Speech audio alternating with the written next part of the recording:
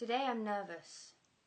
I don't usually get nervous, but I'm nervous because this topic is so much bigger than me. And it's so much bigger than any other YouTuber that says to you, stay strong, I believe in you, you can do it. It's so much bigger than just someone on a screen telling you to hold on.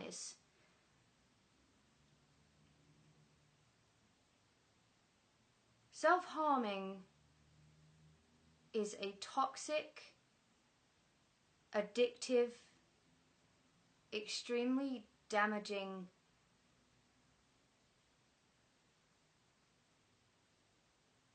monster, actually. And, I figured I would start this video. Sorry, this isn't going to be like a coherent, linear video. This is just... I want to start with the pamphlet that came with my anxiety medication. I just want to read a little bit to you. If you have thoughts of harming or killing yourself at any time, contact your doctor or go to a hospital straight away. If you have thoughts of self-harming, it should be treated as a medical emergency. But it's not, is it? It's not treated as a medical emergency. It's treated as a way of getting attention from people. It's treated as something silly that you'll get over in a couple of years. Don't worry about it. Just stop showing me your cuts. It's weird. And, over the last 2 years, since I've been doing YouTube, I have been asked by so many people to make a video on self-harm that I'm surprised that it's still a taboo subject at all. Because there are so many people who self-harm. Like, when I was like 13 or 14 and I was your age, and I don't mean to be talking down to you, sorry if you're not 13 or 14. When I was that age, like, it wasn't common at all, really. There were like 2 or 3 people in our year at school who did it, that I knew of. But now I see it on Twitter like every day, and just Tumblr every day. It's still treated as something that should be swept under the rug, and I don't get it. Because whether someone sees self-harming as attention-seeking or not, that person, whether they are attention-seeking or not, is taking something sharp and dragging it across their skin and cutting open their flesh. And that's not normal behaviour. That's not what humans are supposed to do. It should be treated as a mental disorder or a symptom of a mental illness, but it's not. And I didn't mean to start getting frustrated. This is supposed to be a video on perhaps how to start the journey of stopping self-harming. So I'm sorry for that. It just bugs me the way that society still treats this. Anyway. So before I properly start talking about, how to stop self-harming, Jesus, like, I'm in disbelief I have to make this video. Like, it shouldn't be a thing, should it? Anyway, before I start, I want to say, like, this probably isn't going to be a video like other YouTubers may do, like, it'll get better, I believe in you. I mean, I wrote a song called The Promise, which is all about the fact that I do believe that you can get better and that you are better than self-harming.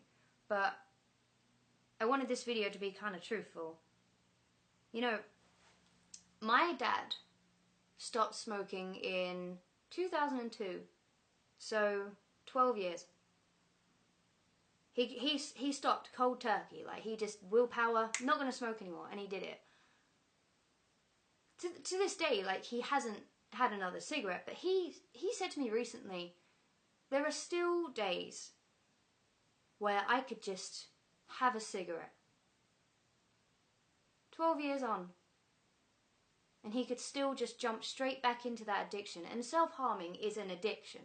It becomes addictive. Your brain becomes addicted to the chemicals that are released when you do it. It's not normal for the brain to release things like dopamine and serotonin when you cut your own skin. It's not normal, and it's treated like it's something disgusting.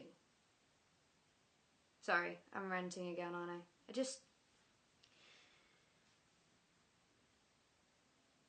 I mentioned that smoking thing because when you stop self-harming, say that you get to 7 days, then 10 days, then 2 weeks, then 3 weeks, then 4 weeks, then 2 months.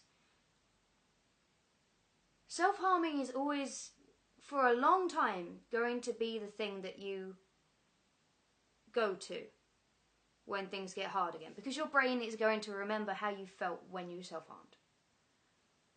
If someone upsets you, the first thing you're going to want to do is start self-harming again. It could take years to get rid of those thoughts, even if they even go completely at all. I mean, my dad still thinks about cigarettes 12 years on, so I know they're slightly different, but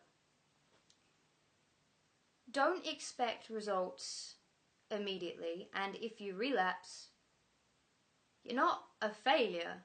It's not you failing anybody. It's an addiction, and addictions have been known throughout time. I guess my point was just don't, it's slow and steady steps, and if you feel like going back to self-harming, I'm not saying do it, I'm just saying it's not your fault. So, this is going to be a really long video, isn't it? There are a few things that you can do to help you start to recover from self-harming, the addiction of self-harming. When you have an urge to cut or burn or pull out your hair or hit your head against a wall, because self-harming is not just cutting. If you get frustrated and smack yourself in the face, that is self-harming. There are different types of self-harming. So anyone that says, oh, well, that's just a tiny little scratch, that's nothing, those people are toxic. When you want to cut, one of the things that you can do is, if you are at home, go up to your bedroom, if you're not already in your bedroom, lay on your bed and close your eyes. Lay on your back, close your eyes, and imagine that your body is weighed down by like a ton of heavy rocks. Imagine that you have been trapped under a ton of rocks. Your body is heavy and you can't move. Stay there. Focus on breathing in and out and in and out. You are stuck under these rocks and you can't move. So close your eyes, take a deep breath in and out until you stop crying, until you become a little bit more rational, because when you are upset you will be irrational and you will think of irrational things. Wait for yourself to just calm down. There are some more things that you can do. There are alternatives which you may have heard of already, such as holding an ice cube in your hand, because that hurts. That really does hurt. If it's freezing cold and you just hold it against the inner palm. I mean, cold burns hurt, but they're not, cutting open your skin. So there's that. If you can't do that, if you feel like that's no substitute for pain or the way you felt, there is another technique that our school taught us. I don't know how good it is. I say school taught us. There was like one brochure hidden at the back of like the nurse's office that no one could see, you know, because that's how well known self-harming is to schools. And rubber bands is what I meant to say. Sorry, get a rubber band and just pull the rubber band and snap it. Now, it shouldn't break your skin. It will hurt, but it won't break your skin. And right now I'm just trying to focus on methods that aren't to do with wound inflicting. So I don't really know how good that one is. There's the alternative of cutting paper. If you fold paper up like once, twice, 3 times, 4 times until it's thick and it's hard to cut through, and you just focus on cutting that piece of paper, that tension you're putting in your hand can help, just until you're thinking rationally again.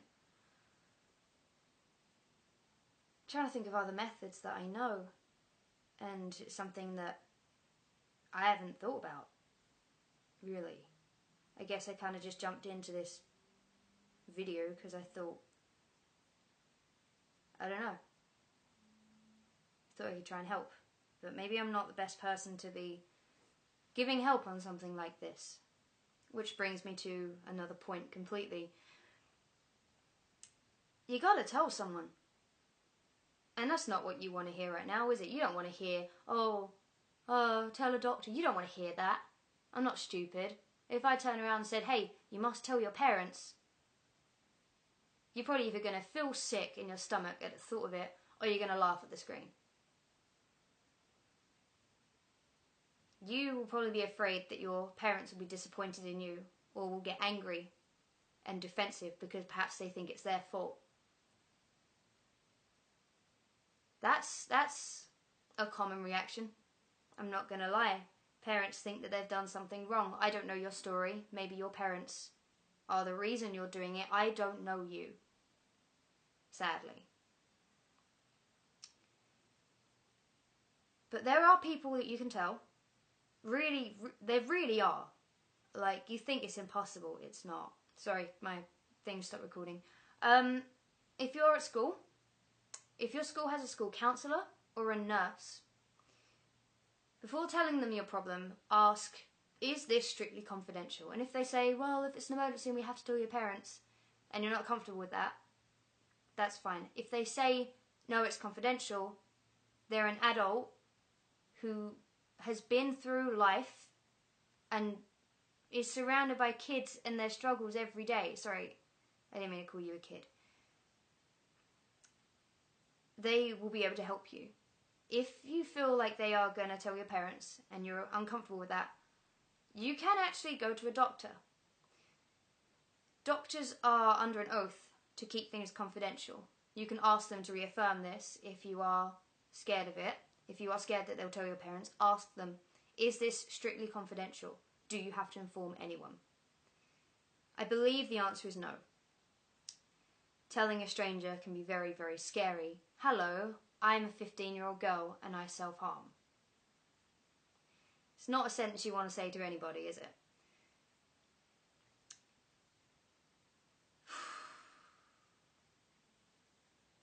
It's a tough video to make. I knew this would be tough. The good thing about going to a doctor is self-harming is a common symptom of depression. A doctor will be able to say, you are depressed, try some antidepressants. Now, pills are not for everybody, and I don't really want to branch off into depression. This is specifically a self-harm video. Pills aren't for everybody, but I try them.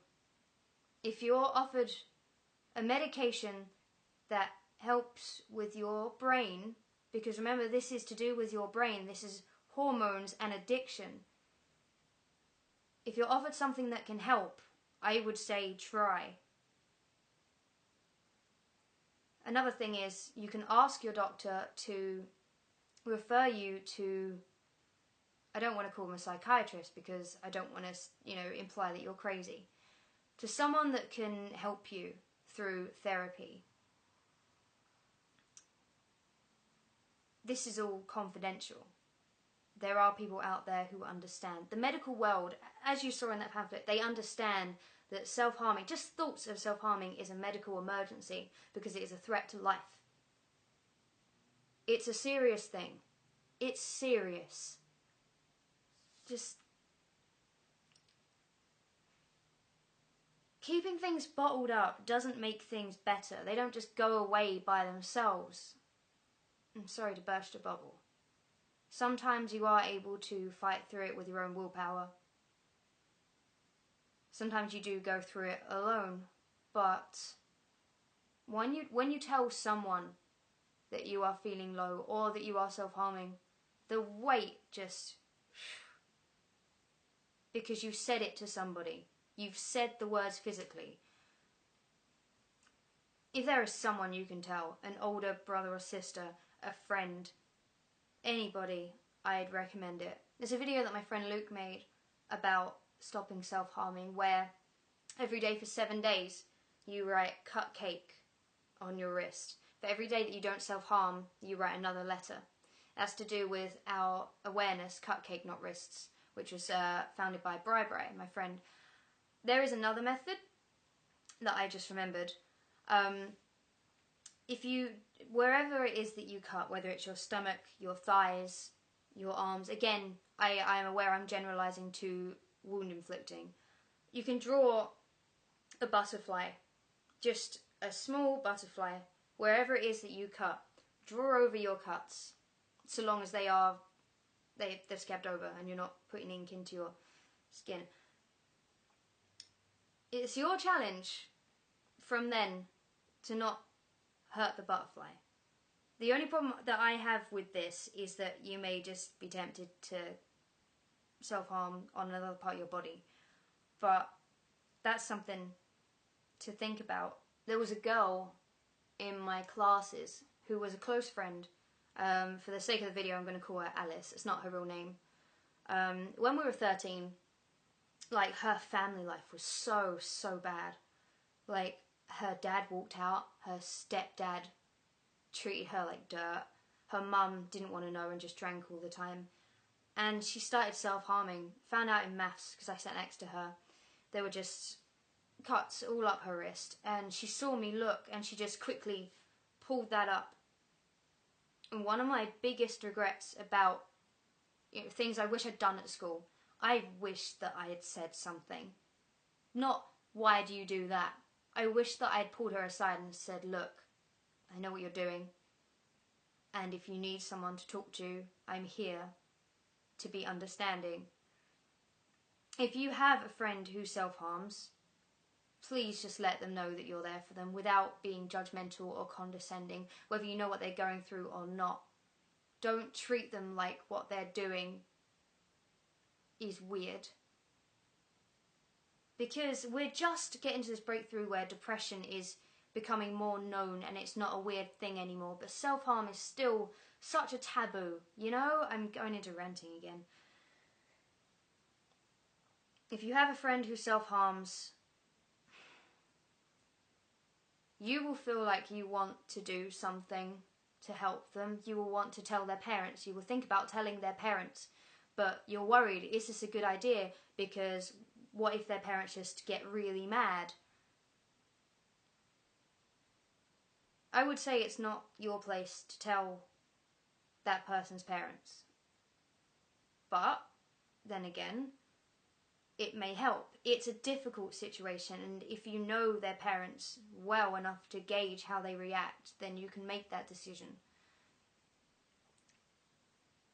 Otherwise, if there is a school counsellor you can talk to, tell them that your friend is self-harming and ask for their advice, because I'm not a therapist. I can't give professional advice on what to do if your friend is harming themselves, and I wish I could.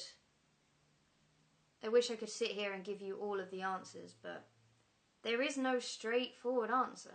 I guess I'll end this on a better note, a lighter note. You are worth so much more I don't even know you. I don't know your family life. I don't know how many friends you have. I don't know your name. Just as I said in my song, I don't know your story. But no human deserves to feel like that.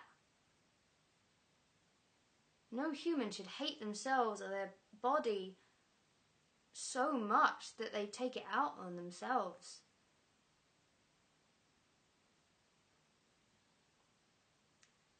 Whatever it is that you're going through, it's temporary.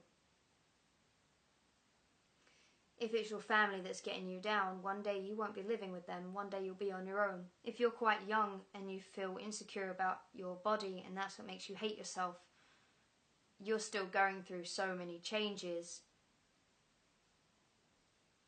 If you had shown like 13-year-old me what I look like now, forgetting that I have a shaved head, I wouldn't believe it, because I had loads of puffy fat and spots, and I never believed that I would look like anyone else, that I'd look like an acceptable human. But I am an acceptable human, and I feel good about myself now. I'm happy with myself. And I never would have thought I'd be happy.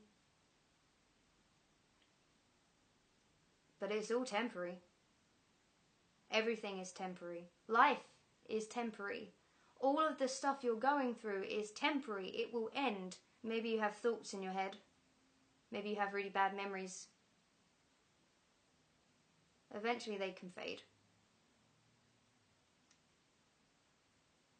Because it's all just temporary. So one more thing. When you are feeling low and you want to self-harm, whatever it is that you do to self-harm,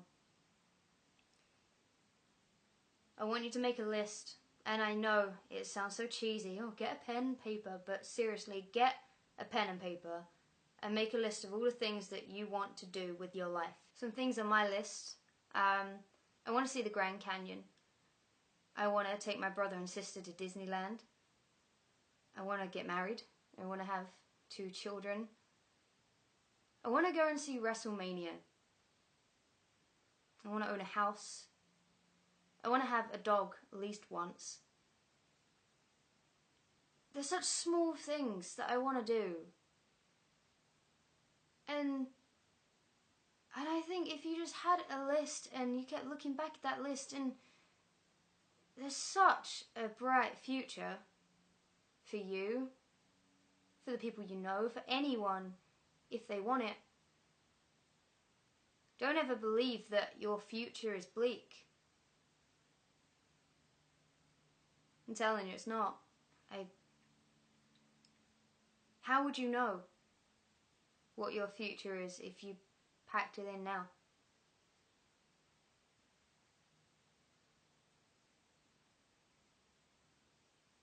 Treat yourself with the love that you want and the love that you deserve, which is a lot, you know. I'm just always in constant disbelief at how many young boys and girls just hate themselves at such a young age. And yeah, I know it's mostly to do with society and bullying and family issues, but this problem is getting bigger. And it's a lot bigger than me.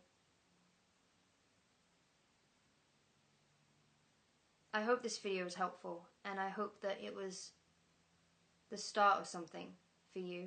I don't know if it was. It may not be of any help at all. It's just such a hard thing to make a video on, and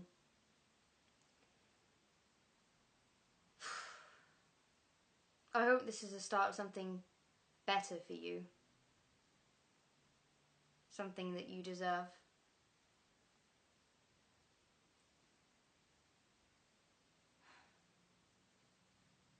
I just want you to know that you're better than this. You are worth more than this. And I just accidentally quoted my own song, which makes me feel a little bit weird. But I do believe in you. I've known some pretty emotionally weak people. People that feel like they've been beaten down a lot. I've seen them come back from like really low moments. I've seen them spring back and they found happiness, and there's no reason as to why you can't. Your brain might tell you something different right now, but I wish the future you, I wish you in 5, 10 years could come into your room right now and sit down and talk with you. That's not me saying that this is a phase. It's not a phase. You just get better and stronger with every day that goes by. For all of the stuff you put up with, it makes you stronger. So you in 10 years, you're a tank, you know? I wish I could go back and just tell my younger self that I deserve better. I wish I could go back and tell my friend that she deserved better.